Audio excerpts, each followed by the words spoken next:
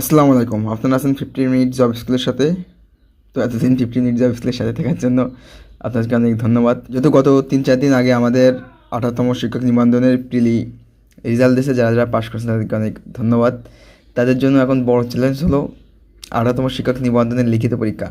তো এখানে এখনও লিখিত পরীক্ষার ওইভাবে কোনো ডেট দেওয়া হয় না, কিন্তু আনুমানিক যে লিখিত ডেটটা দেবে সেটা আমি আজকে আপনাদের সাথে শেয়ার করব, এবং এই ডেটটা চেঞ্জ হবে কিনা এই বিষয়ে কথা বলবো। 18তম শিক্ষক নিবন্ধন লিখিত পরীক্ষার তারিখ, লিখিত পরীক্ষার তারিখ এখন গত কয়েকটা 15, 16, 17 এইগুলো প্রিলি শেষ হওয়ার পরে লিখিত পরীক্ষার মানে যেভাবে হয়েছে সেটা বিশ্লেষণ করলে দেখা যায় যে 2 থেকে 2.5 মাস। সো 18তম লিখিত পরীক্ষার তারিখ মেবি এখন হচ্ছে, যদি আমরা 2 মাস ধরি তাহলে এখন মে, জুন, জুলাই, যেহেতু আজকে 19 তারিখ, জুলাই জুলাই প্রথম বা দ্বিতীয় সপ্তাহ।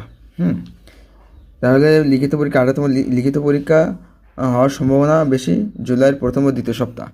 এখন এটা অবশ্যই হওয়ার পসিবিলিটি সবচেয়ে বেশি। গত কয়েকটা পরীক্ষা আমি বিশ্লেষণ করে এটাই জানলাম। তার মানে আপনারা শিওর থাকেন যে লিখিত পরীক্ষা 18 লিখিত পরীক্ষা জুলাইয়ের প্রথম ও দ্বিতীয় সপ্তাহে হওয়ার সম্ভাবনা সবথেকে থেকে বেশি। এবার আসি, তারিখ কি পেছাতে পারে? এখানে এক কথা উত্তর হলো না, তারিখ পেছানোর সম্ভাবনা নেই। কারণ আমাদের গত পরীক্ষায় মানে 17তম এর যে কাহিনী ঘটেছে তখন প্রাকৃতিক দুর্যোগ আরও অনেক কিছু ছিল, মহামারী ছিল, এই কোভিড ছিল, যাই যাই বলেন, কিন্তু এবার তেমন কোনো কিছুই নাই, নির্বাচন কোনো কিছুই নাই।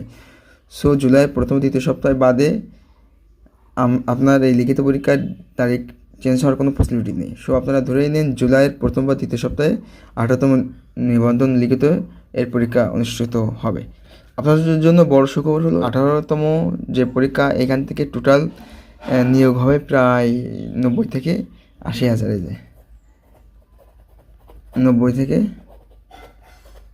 80 হাজার এরকম একটা নিউজ শোনা যাচ্ছে। তো এটা হচ্ছে সব থেকে বড় একটা নিউজ আপনাদের জন্য। সো আপনারা রিটেন ভালো করে দেন এবং ভাইবা ভালো করে দেন সেই কামনায়। আর যেহেতু আপনারা বেশি টাইম পাচ্ছেন না, এখন এই খুব সুন্দর করে পড়ালেখা শুরু করেন, আর যা সিলেবাস দিকে খেয়াল রেখে পড়ালেখা শুরু করেন। ইনশাল্লাহ আল্লাহ আপনাদের জন্য ভালো কিছু রাখছে।